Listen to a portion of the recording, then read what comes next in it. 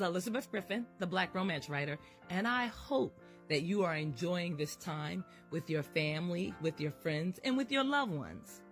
For me, I will be spending Christmas and New Year's at home with my family, with my children. I am fortunate enough that I do not have to work those holidays, and I'm going to take advantage of that. So I will definitely be counting down the new year. 2024 is a year that I'm excited about, and I have so many plans that I will share with you in the future. But I just want to take a moment and talk to you about writing, romance writing, and the journey. So in case some of you don't know or haven't heard, I started off as an avid reader. I would read Harlequin romances, and I fell in love with that type of writing. So as a teenager, that's all I consumed. And later in life, I transitioned from reader to writer. So most writers, I won't say all, but a lot of writers started off as avid readers, as those people who loved devouring different types of books. And at some point, they decided, not only do I love reading these books, but I want to write them. But now the problem comes in. You have such an idea and such a notion, but where do you begin? Where do you go? How do you decide what to do? How do you get the resources and the information that you need in order to write? Of course, you have to do research. So for me, my primary resource was the library. I would go there and I would spend hours and hours doing research. And I would also take out books on how to write romances, books on how to tell a story, books on plotting, books on character development. I consumed as much material as possible so that I could learn the craft of writing. And then I came up with a schedule, with a plan. What type of book did I want to write? What genre did I want to write in? And so for me, I started off in young adult fiction. That was where I began, and that's where I felt comfortable. So the next step for me was to read those type of books, to see the pacing and to understand what it took or what goes into writing a good young adult book. Some of the things that I have learned through research are: 1, most young adult fiction is written in the first or present tense, meaning the story is usually told through the eyes of the heroine, and it's usually from her voice, her perspective, and her point of view. And even though I use the heroine for my example here, in some young adult fiction, the protagonist, the main character, the hero of the story could be male, and it could be told from his point of view, his perspective. The beautiful thing about writing today is that there are so many genres and subgenres in different types of writing that for young adult fiction, you could have mystery, you could have paranormal, you could have sweet romance. You can write in any category or any genre that you choose. And then there is also the LGBTQ community, and you can write in that category as well. So young adult fiction has changed and has grown and morphed into a larger, wider audience than when I first started writing. I am a 1960s baby. I was born in 1963.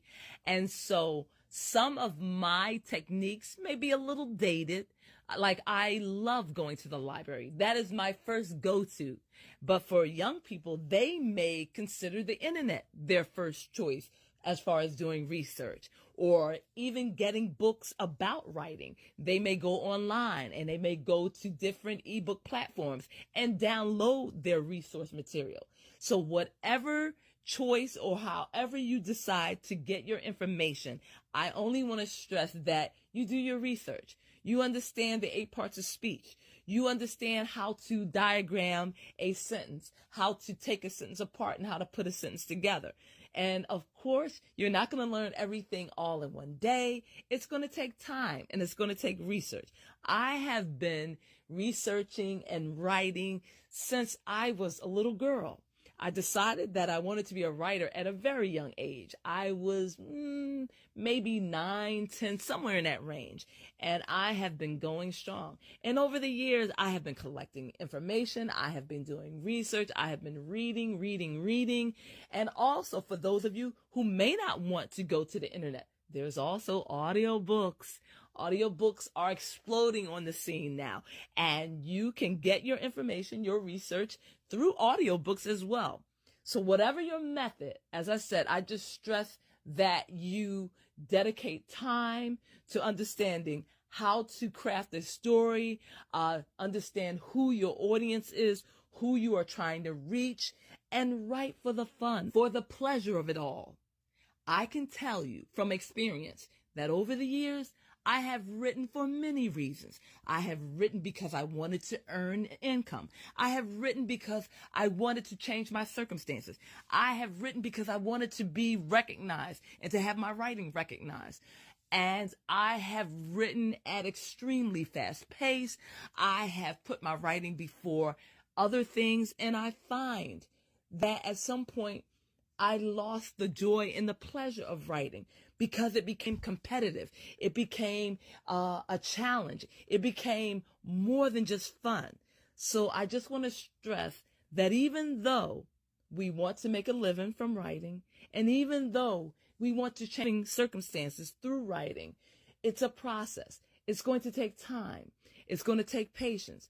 And if you lose the joy and the pleasure in writing, then it will show in your work.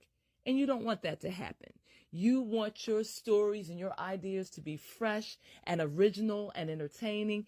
And as you are writing them, you are also getting pleasure in creating and crafting something new and something different. So try not to fall into that mindset or into that habit of competing, of comparing yourself to other writers, because you have an original story and an original voice, and you have something to say that no one else can say.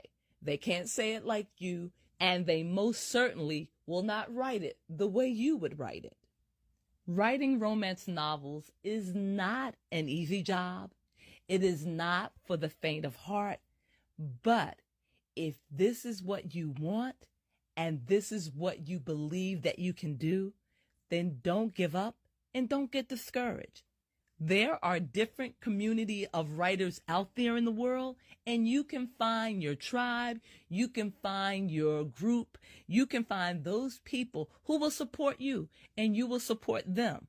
For me, I find that NaNoWriMo, National Novel Writing Month, is an excellent choice because you can get online and you can be buddies with other writers and you can support them and they can support you, and you will be accountable for your word counts daily for the whole month of November. So you won't be writing alone.